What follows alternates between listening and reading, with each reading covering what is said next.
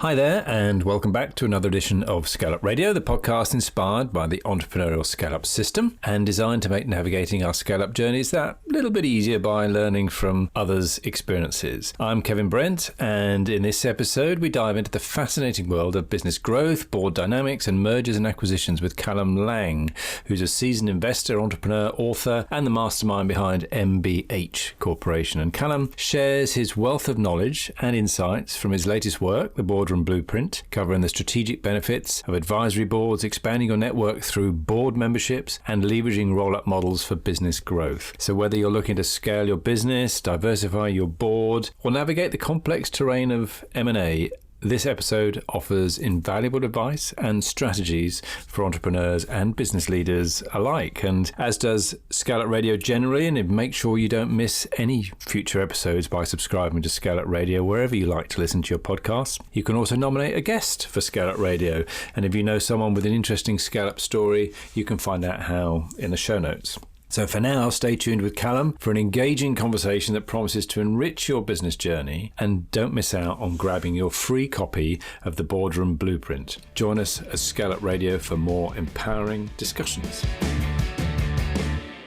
Welcome to another episode of ScaleUp Radio. I'm delighted today to be joined by Callum Laing, who describes himself as an investor entrepreneur, is also the founder and former CEO and chair of MBH Corporation, which doesn't give a lot away, but Callum's got a lot of experience in mergers and acquisitions and everything that goes on in the boardroom. So Callum, tell us about MBH and your background a little bit. Yeah, so basically, I'm a small business owner, been an entrepreneur pretty much since a kid, been building businesses. And I think in the last decade, I've been working on helping small businesses connect with the capital markets. There's kind of this weird paradox in the financial world, which is half of the world's GDP and 90% of private sector employment is locked up in small business, and there's no financial product to connect with that. So you've got trillions of dollars of funds sloshing around in capital markets and properties and any other commodities that you can think of, and there's no way to connect them to those people in the world that actually solve the problems and actually grow businesses and support the economy. So what we've been doing for pretty much the last decade is putting together groups of small businesses under a public listco hold company. And we've got multiple of them now all over the world. And the key idea was really to let the founders of those companies carry on in full control. As you know, us entrepreneurs, we hate giving up control. So normally what happens in these roll-up and lists is some accountant has borrowed a bunch of money, buys all these companies and tries to make them better. And the founders, who ultimately are a huge part of the value of the business, don't like being told what to do and rapidly exit. So our approach was create a holding company, bring the companies in, the founders become co-owners of so it's a cooperative of small business owners. Okay. But each one of them controls their own business. So it's their brand, it's their culture, it's their hiring and firing, nothing changes.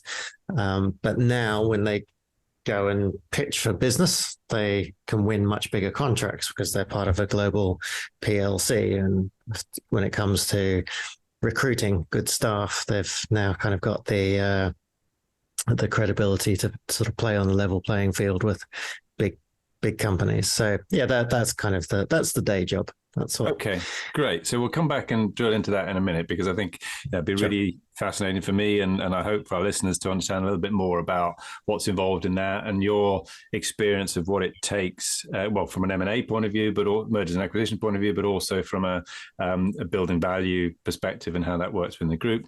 But I know you're also just about to launch a book, the Boardroom Blueprint. So do you want to tell us a little bit about that? Sure. So this started off as a little bit of a side project about 18 months ago. And obviously in the line of work I do, I end up sitting on a lot of boards or advising a lot of boards. And I remember when I was a young entrepreneur, a long time ago, always thinking it would be amazing to sit on the board of another company to kind of get those contacts and those insights and everything else. But I had no idea how to do it or what was involved or what even went on in those board meetings. And there's very little information out there.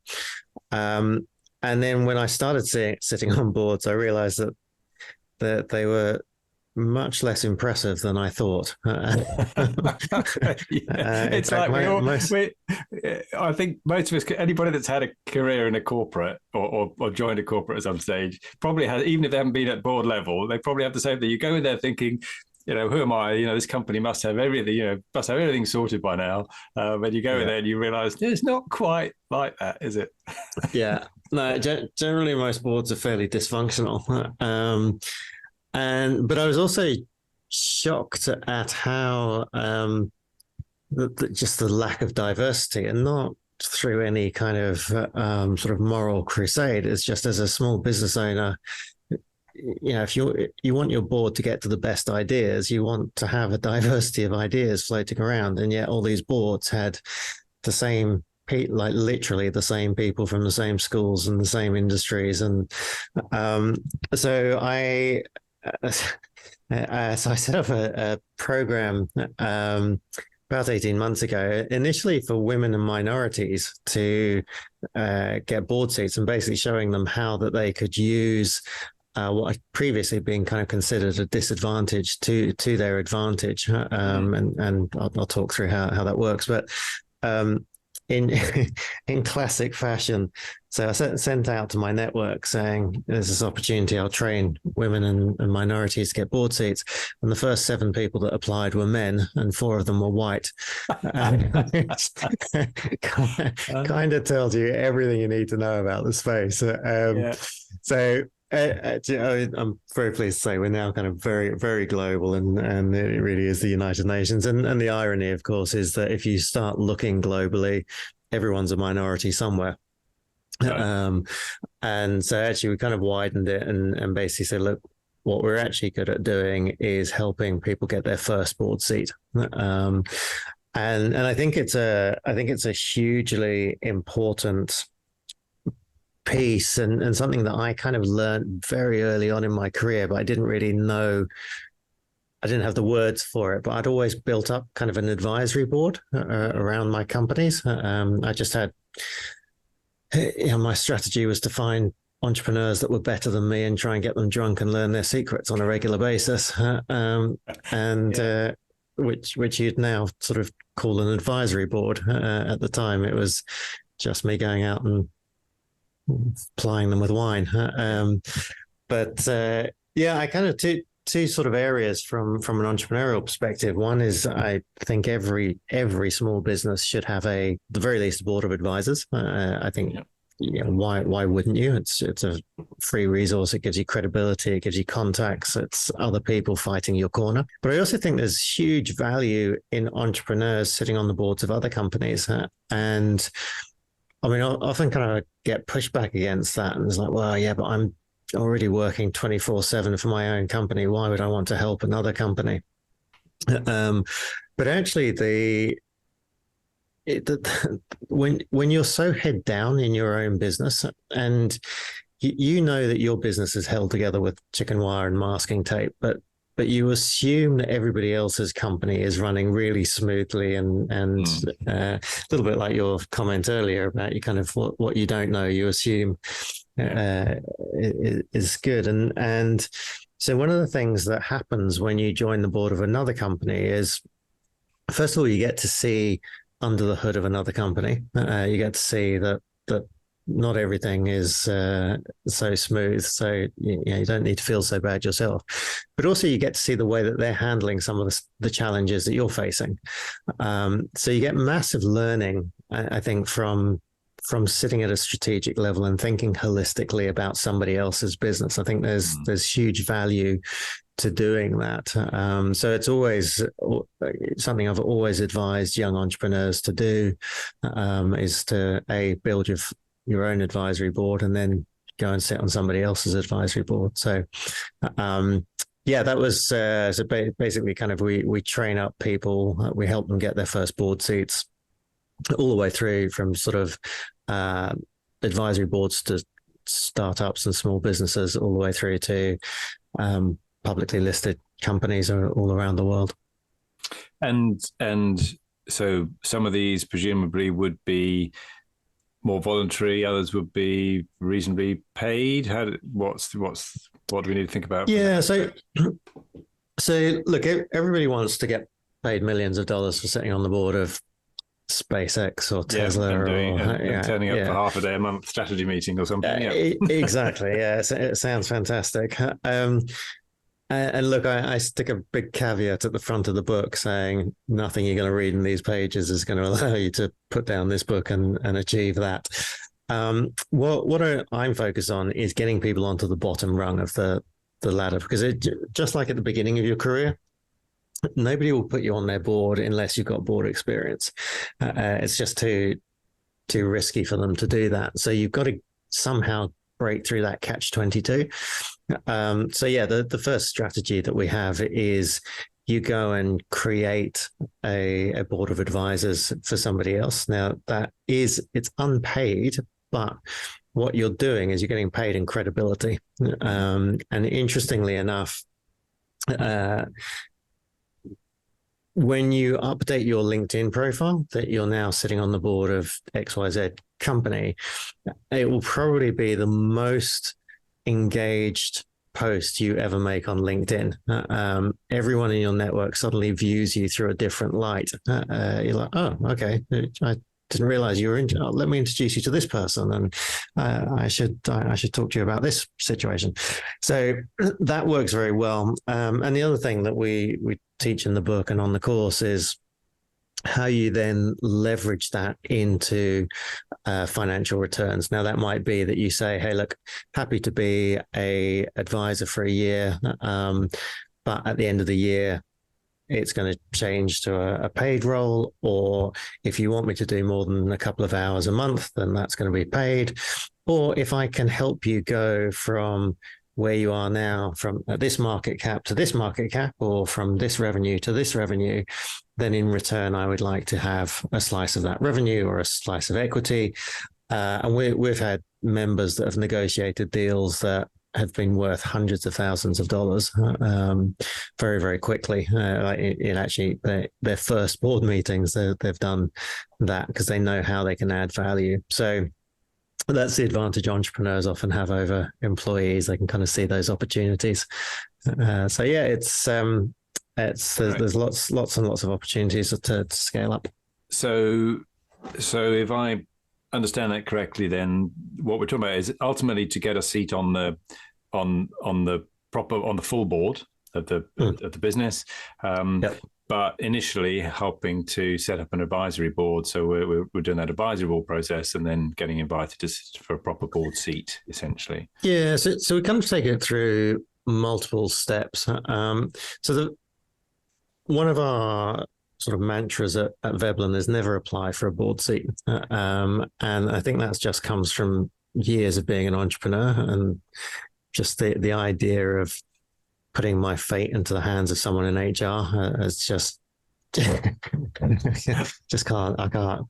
square that off at all. But also if you think about all HR professionals listening, no offense intended. Maybe a little bit. There's kind of a logic to it as well, is that, so first of all, there's 330 million businesses in the world. Less than 1% of them have a formal active board. Right. So anyone that wants a board seat is all applying for the same very small number of board seats. And I just don't like those odds. So it makes much more sense to go and create a board for somebody else. So you're instantly adding value. It's a great opportunity to go and reach out to other interesting people and bring them together. And by default, you end up on that board. So that's one part of it. The second part of it is a board seat is different from an employment contract. It really should be a meeting of equals. It should be me saying to the company, look, I think I can help you with this, and it's much more akin to a partnership.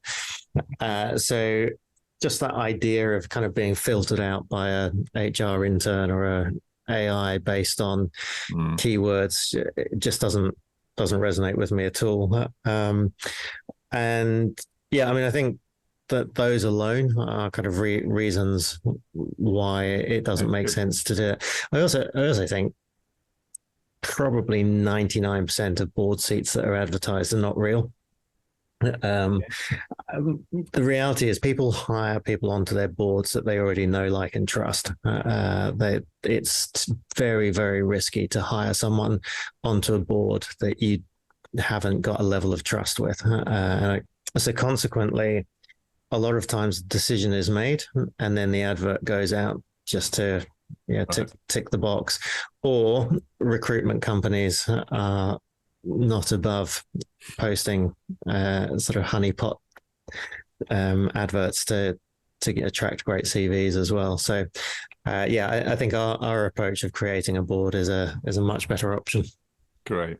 So it makes sense then for us to drill a little bit into if we're an entrepreneur with our own business, in setting up an advisory board for our own business first. Then, if we haven't got one, so we've already talked about some of the advantages, and there's a whole range of ones around there, aren't there? Not least of which is that diversity of opinion. We all have our own biases. Whatever they may be, where they come from. So if we just keep ourselves within those biases, we're going to build our business in a certain way. Whereas if we've got other people with different views, we're going to get challenged. So there's lots of other advantages too. But so there's good reasons why we might want to do it.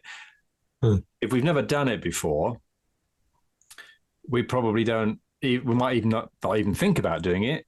And even if we do, it's like, well, that feels like a big thing to do. How would I go about it? So what would you say to a business owner that's thinking about setting up their own? So one of the things I learned many years ago was when I was trying to raise funds for a company, my own startup, and I realized that, like, kind of what you're told to do is go and knock on door and cold email VCs and all of that sort of stuff, and very quickly realized that wasn't going to work. That clearly, they clearly weren't going to invest in somebody they didn't know and trust. You had to be recommended. So what I was trying to do was figure out, how do I shortcut the trust process? And I kind of had this idea of, if I had somebody from Google on my board of advisors, and I had somebody from Microsoft on my board of advisors, and if I had someone from one of the banks on my board of advisors, then that would give me a massive amount of credibility that I didn't have otherwise. And it didn't really matter whether they gave me good advice or bad advice. I could leverage that to have these conversations with investors and immediately shortcut the trust process. And of course, the top people at Google and Microsoft, they're quite busy. They've got a few things on their plate, and I wasn't really a priority. They can't. There's 330 million businesses that might. Can you sit on my board, please? Yeah, exactly. And they were well paid, and I was offering them a cup of coffee once a month. That was good. That would have been a bit of a hard sell. But what I discovered through having a few conversations was that you've got the top tier, and then you've got the next tier down. You've got these middle managers, product managers that are stuck in corporate limbo hell. Nobody listens to them below them. Nobody listens to them above.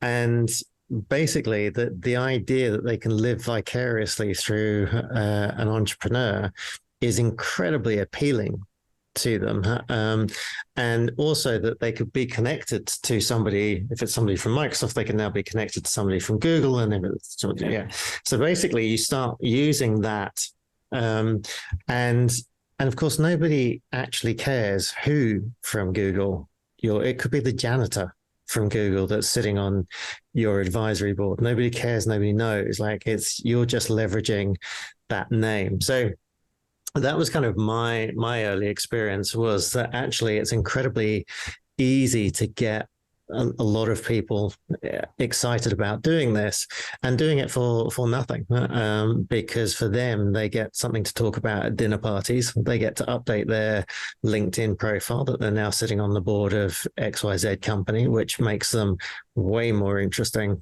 than they were before. And the other thing I say to entrepreneurs is de-escalate it in terms of sort of the fear around it, and basically position it to people as, look, basically this is just us having a coffee once a month and an informal chat about my business. Okay. And so you take the pressure right off them, you take the pressure right off yourself, and it's just becoming, having a coffee once a month to talk about your business with somebody with a different industry, different viewpoint. Now, obviously, updating your LinkedIn profile to say, I now have coffee once a month with a board middle manager, that doesn't sound nearly as impressive as I've set up a board with these people. So there's a little bit of marketing and spit and polish goes on, but that's the way I would encourage people to do it for their first board, is make it very informal, very relaxed. You're basically just asking them for an hour of their time once a month for a year, and then say, look, we'll review it again in the year if you're getting value from it. If I'm getting value from it, maybe we can look at a paid option. But right now it's just I'm not in a position to do that, and it works very well. Yeah, very good. And how would you advise going about thinking about the mix, the number and the mix of people on that advisory board? I kind of think for a small business, you probably want somewhere between 3 and 5. You don't really want more than that.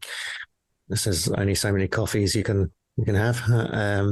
Keep it relatively small, and look for the first one. It's basically who will say yes. You're using it because you want to get an advisory board, and you can benefit from it regardless of, even if you bought the best person in the world, that their advice isn't always going to be like, you can get somebody that's incredibly, you might get the marketing director of a great company.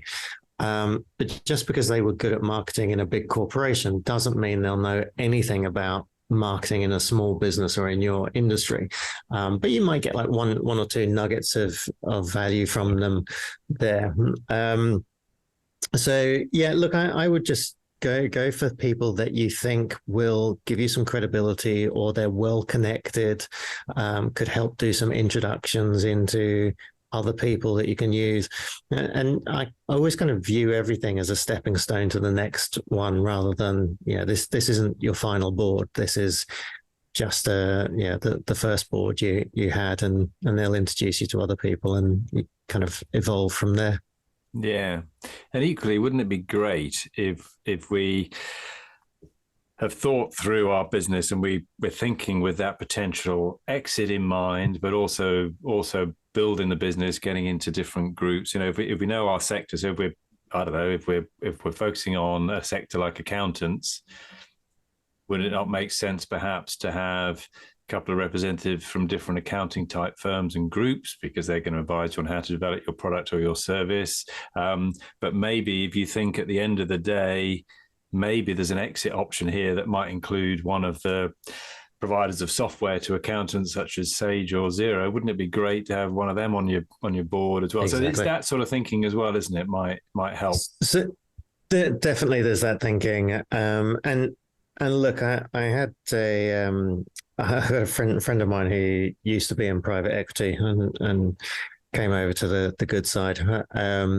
But so one of the things that he kind of points out is, look, private equity won't buy a company unless there's a board. That they need to see that there's that discipline, that you've got that infrastructure in place. Most small businesses don't have that. And so just if you think of the advisory board as training wheels for a real board, it's a great discipline for us. And look, the reason I set up an advisory board in my first entrepreneurship ventures was because I suddenly didn't have any accountability. I was kind of asked my own boss. I said, "Woohoo! Yeah. I've got a million things to do, and I've got absolutely no idea which is the right thing to do, and I've got no one looking over my shoulder. So it doesn't really matter if I don't focus on the right things and focus on what's fun to do." And so after spinning my wheels for a few months, I realized that wasn't a particularly good solution, and so I kind of adopted these entrepreneurs to be my advisory board. And even without they certainly didn't ask and probably didn't want, but each week I would send them an email and just tell them, this is what I've done. This is what I've done this week. These are the results. And it was a way of forcing me to focus on stuff so that I had something interesting to say in that email each week. So it kind of gave me the accountability. And one of the points I make in the book is, you might think, well, I understand my own business, but how could I be a good advisor on somebody else's business in a different industry I know nothing about? Actually just holding a founder accountable to, hey, look, in our last coffee, you said you were going to have achieved this by today. Why haven't you achieved that? What are you going to do different next month?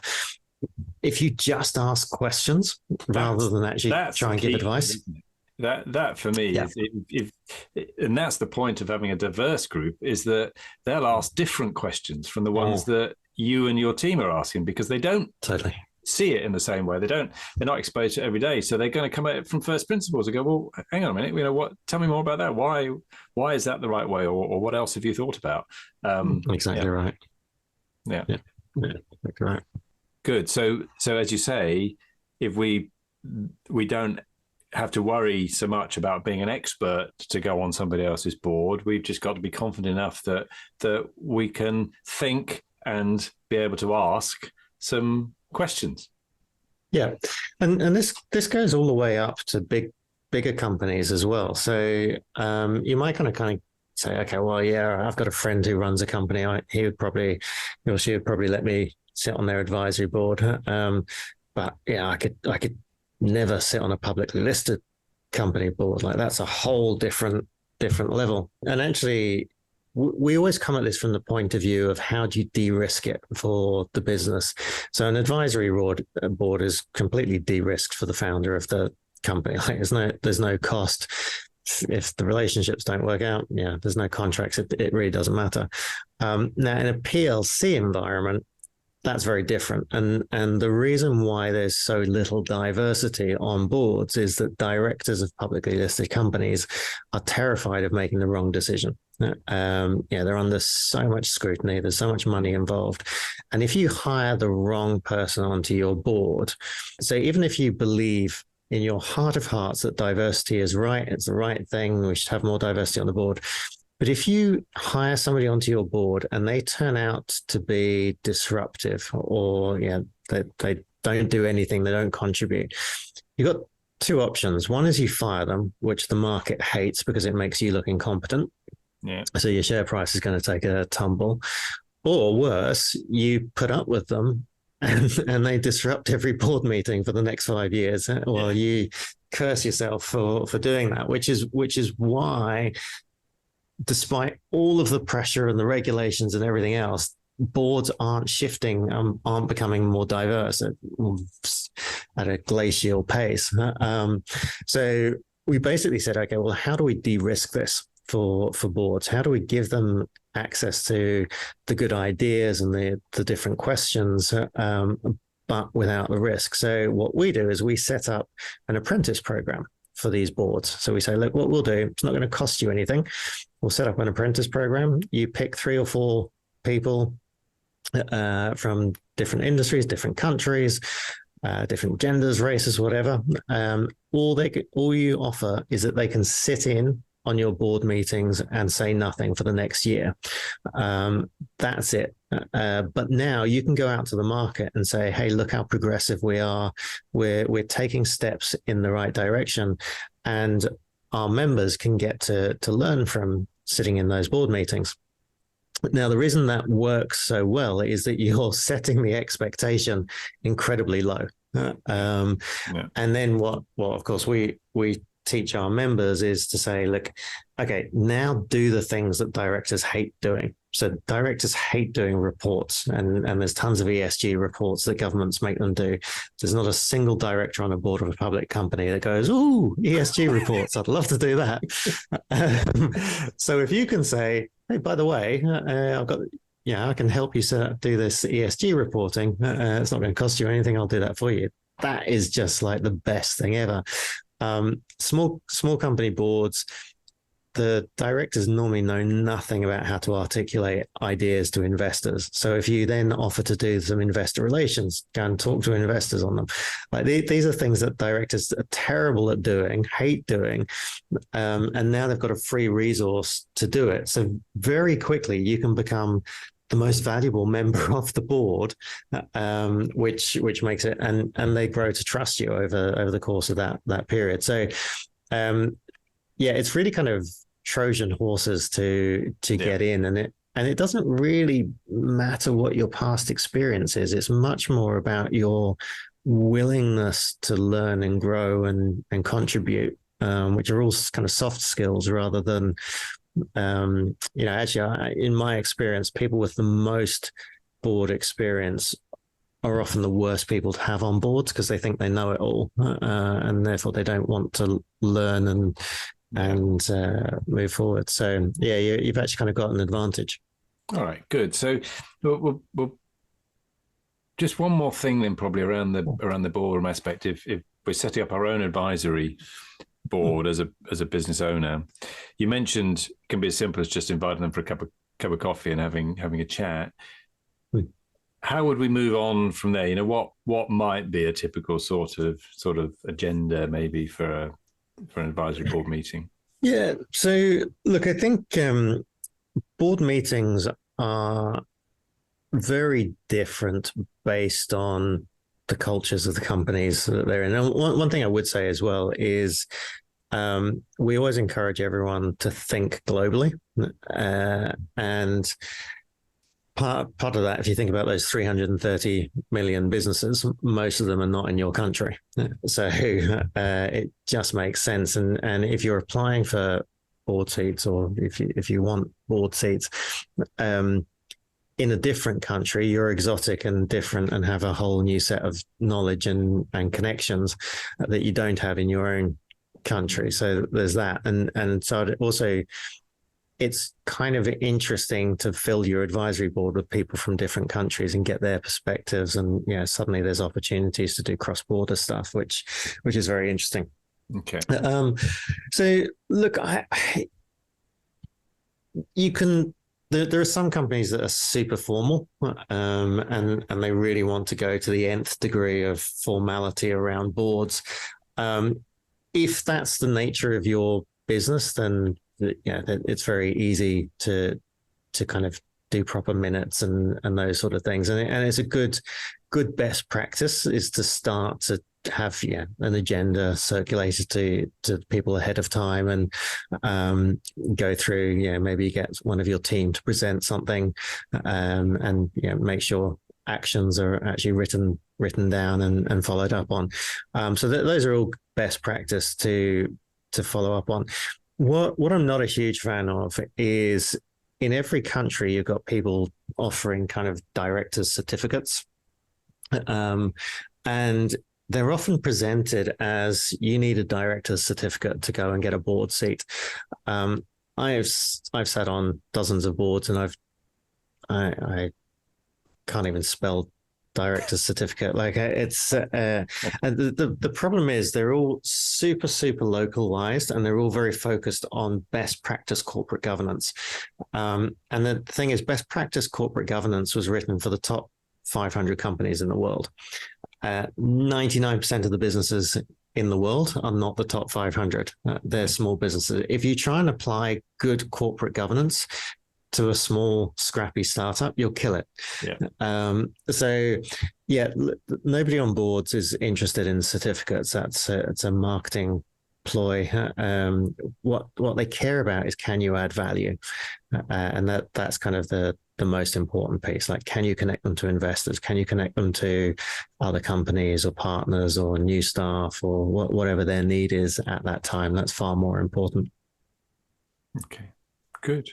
So let's turn it around then back to the other side of your business then, on the mergers and acquisitions. So, by the way, in terms of the book, the Boardroom Blueprint, we'll put a link to it in the show notes so that anybody that would like to get hold of that book. So we've got a free copy for your listeners. So the link that we'll put in the show notes, they can actually get a free copy. Superb. That's brilliant. Thank you, Callum. It's got a nice quote from you at the top of it. Yeah, yes, Thank you very much. Absolutely. Pleasure. It's great book, and it's something that I'm absolutely with you, and the value of going down this approach, having diverse opinions from other people, whether it's your own advisory board, whether you're part of peer groups, some way of doing something like that, where you're getting views from outside of your own industry and your own set of social biases, essentially. So absolutely pleasure to do that. So in terms of the mergers and acquisitions side then, and just maybe explain first, you mentioned before about roll-ups, and you mentioned about public listing, and let's just, if we're what sort of businesses are you talking about here in terms of bringing into that fold? Yeah, so what we focus on, so we have a small M&A shop in Singapore called Unity Group, and what we focus on is old economy, traditional, boring, cash-generating businesses, which basically are the ones that make up the bulk of the economy. The world is obsessed with tech startups, and if you can demonstrate that you've got no idea what you're doing, but mention AI, you can probably raise $500,000. But if you've got a 20-year track record of spitting out £1 million in profit each year, and nobody will invest in you for love nor money.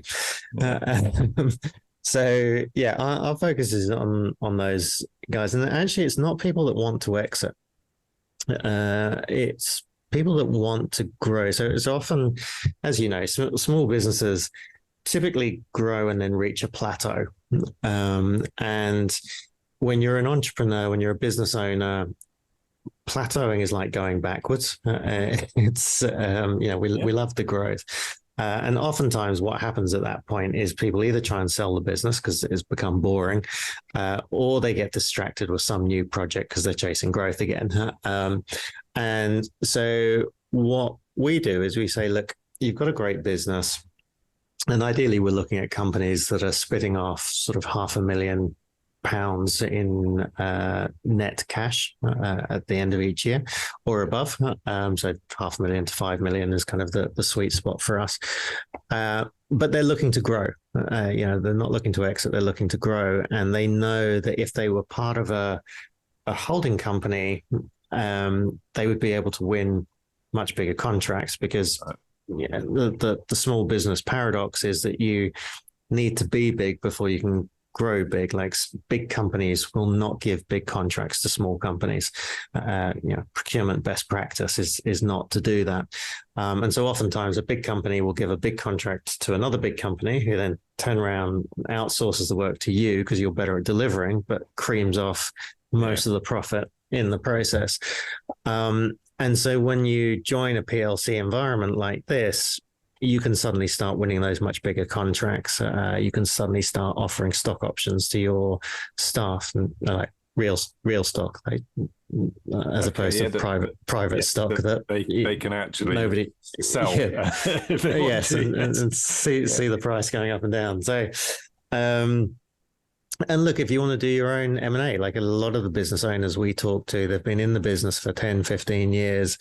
They would love to start acquiring some of their competitors or even their friends' businesses, but they kind of assumed that you needed an army of accountants and lawyers and a deep chest, war chest. And the way that we do it is very much based on using stock, because we want them to be co-owners of this cooperative of small businesses. And so you can pull together, a pretty big group of companies pretty quickly, where everyone now has a vested interest in each other's success, but nobody's allowed to tell the other person how to run their business. So it's, it works very well. So they wouldn't necessarily be all of the same kind of business within that group. They'd be businesses that in some way can benefit from each other. So we've often, what we've found is that synergies look fantastic in textbooks. They very rarely work out in real life because people. And it's often the main cited reason for a merger, isn't it? And it, exactly. As you say, it hardly ever gets realised in the way that it was thought in the beginning. Yeah. Totally right. So something like 93% of M&A destroys shareholder value rather than creates it, and a lot of it is trying to force through, and a lot of it is done with this kind of top-down attitude that the buying company knows better. So you've built up a brilliant business over 20 years. I'm buying you, so now I'm going to rebrand you with my brand because my brand's cooler than your brand, even though that brand trust you've built up over 20 years is now destroyed. And I'm going to impose my systems onto you rather than the systems that you've worked out. And, you just end up kind of forcing this bugger's model. So in our approach, each company remains independent. They're all cash generating. They're all on, they've all got their own incentive program. So the more profit they contribute to the holdco, the more shares they earn each year. Okay. So even if one company has a down year, it doesn't, it always happens in small business. They just wouldn't earn additional shares that year. So it's quite an equitable model and favors good cash generating businesses. Great. And so I might be a manufacturing company. Might I be a service company as well, a traditional service company, or would it be mainly manufacturing? So kind of depends. We've got some. So we now have multiple groups around, and the idea is to keep adding them so that basically, as a business owner, you can make a choice of, okay, I want to go into a diversified group because it's more established. I like the opportunities there, or look, I want to go into just a group of education companies or just a group of manufacturing companies. Yeah. And so, longer term, our plan is to have multiple of these. We call them agglomerations, this methodology. Wrote a book about it a few years ago. And the idea is that long term, small business owners can kind of have a choice of where they want. And the idea is really that it's almost like a mid-tier incubator. So these are well-established companies, but going from 10, 20 million in revenue, 30 million in revenue to 100 million in revenue is a very tough leap to make for a small business. It's much easier to do that inside a PLC, and then actually, you potentially carve yourself out of the PLC at a later date and go public yourself, or carve out into smaller groups. So lots of opportunities once you've scaled up. Sounds very good. And what might be some of the disadvantages of that? Because it sounds great. Sounds like we're all working together for the greater benefit of the whole. What might some of the downsides be as a small business owner? So I think there's definitely a shift. Small businesses are used to kind of being able to do everything that they like when they like without having to answer to anyone. When you're in a publicly listed company, there are rules and regulations about what you can and can't do. So there's a few restrictions, but most companies, because we have multiple companies, each individual company typically falls smaller than the 5% materiality. So if you lose a big client, you don't necessarily need to report it to the market. Whereas if you were just public on your own, you would have to report that. But yeah, there's a few more restrictions than you used to. You definitely need to get your monthly financials accurate, which that's probably the biggest shock for small businesses. And look, yeah, for most small businesses, the founder has a rough idea of what the cash flow is at any given time. And to be honest, that's kind of all they really need to know. And at the end of the year, the accountant tells them that they made $1 million in profit, and they go, doesn't feel like it. There's no $1 million in my bank account. But you know, that those numbers can be, or if it's a good accountant, they'll say, do you want to make $1 million or do you want to lose $1 million? Like, where would this work for tax? In a public company, of course, you're not hiding anything for tax. You want to maximize all the profit because your share price is a multiple of profit. So there's a few changes. I think the entrepreneurs this appeals to are the ones that want that learning and want that growth that comes from being in that environment. It's exciting to be part of something bigger. It's very nice to have people that have a vested interest in your success after 10, 20 years of being on your own. Just that kind of ability. And we had a group, actually at MBH, that I think we had 12 companies going into COVID, and we sort of had monthly meetings, get together. But as soon as COVID hit, everyone started doing weekly calls, sharing what was working, what wasn't working, what's happening on the ground. This is how we're talking to customers. This is how we're talking to staff. We had this great idea of how we were going to work with staff. We've completely screwed that up and pissed everyone off. Don't do this. And that honesty and sharing, it was great to see. And you remember in the early days of COVID, everything was so different from one city to another, let alone from one country to another. And I remember, I was the CEO at the time of that group, and I just remember thinking how hard it would be for the CEOs of corporations that were trying to come up with a unified strategy to deal with COVID when the situation on the ground was so different. And because our model was every company does their own thing, they had the freedom to shut down, to later, to do whatever they liked, and just tell us what was working or what wasn't working. And that was kind of great proof of the model. I wouldn't choose to go through it again, but no, absolutely not. So it's helping us to de-risk the business a little bit, provide maybe opportunity to access some capital that we wouldn't have been able to do to help us to grow. What about, how does it work then if I want to exit the business? So I'm the founder of the business, and at some point then I do want to exit. Yeah, so we're kind of looking for a 5-year commitment on the companies that we bring in, that just because that's kind of our approach. So the model was very much designed from the bottom up to solve a problem for small business owners. And it was a problem that myself and my business partner had as small business owners. And we used to just say 1 year, but it's amazing how quickly a year goes.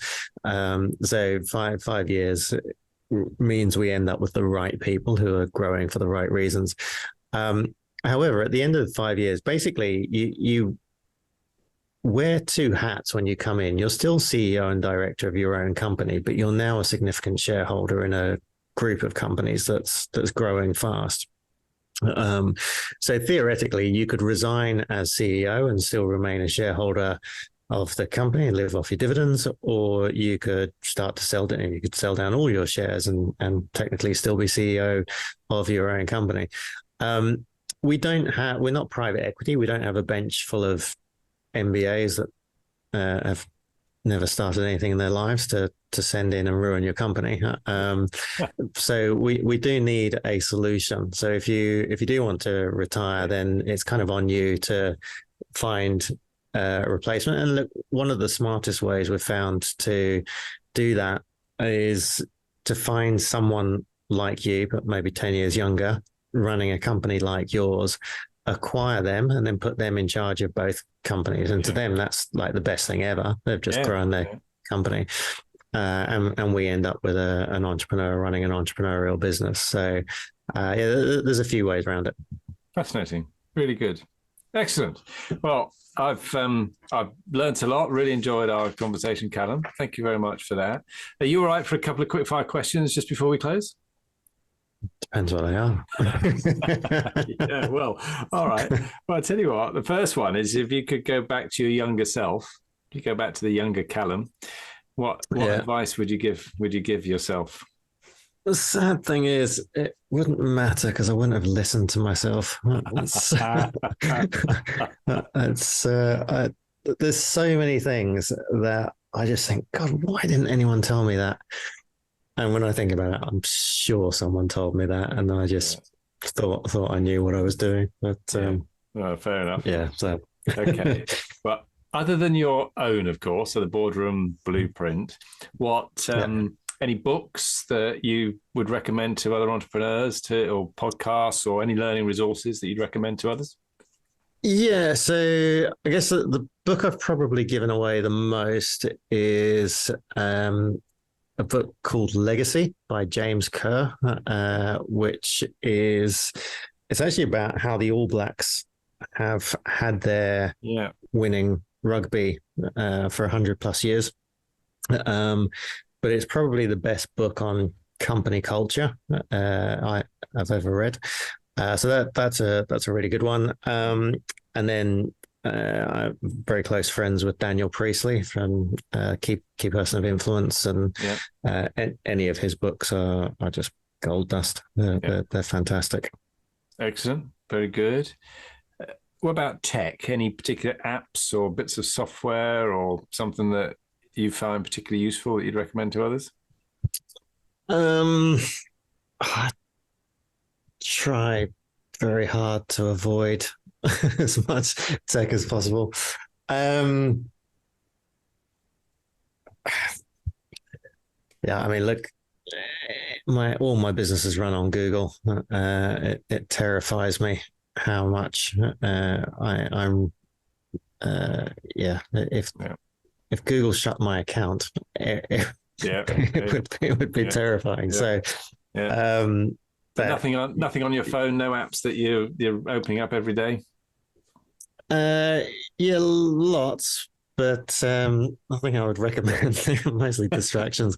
I think, I put out quite a lot of content, so I'm spending more time than I should on YouTube, mainly as I think if you're building your profile and you're trying to educate your customer base, I think YouTube is probably the best place to do it. So LinkedIn and YouTube are probably where I produce the most content, and I spend way more time than I should. Good. And I always ask people who's had the most influence on you as a business leader. You've already mentioned Daniel Priestley and James Kerr. Anyone else that you'd add to the list? So many. Yeah, look, I will leave it at that. Otherwise, I could be here for hours. Oh, fantastic. Yeah. So we're going to put the link to your book into the show notes. If people would like to get hold of you, Callum, or find out more, whether it be about the book or whether it be about the MBH, what's the best way for them to do that? So probably LinkedIn is the easiest thing to do, but mention this podcast in your connection request. Otherwise, you'll kind of get lost in the crowd. But yeah, happy to connect there. Brilliant. Fantastic. Callum Laing, thank you very much indeed for being my guest on ScaleUp Radio today. Kevin, that's been fun. Thank you very much. I hope you enjoyed that discussion, and if you're building and scaling your own business, you might well be interested in our book, The Entrepreneurial ScaleUp System. And it's exactly what it says on the tin. It's a practical handbook around scaling a business in a structured way, and you can order a copy on all your favorite online retailers, including an audio version, or you can find it and other supporting resources on our website, www.esusgroup.co.uk. That's esusgroup.co.uk, which is esusgroup.co.uk.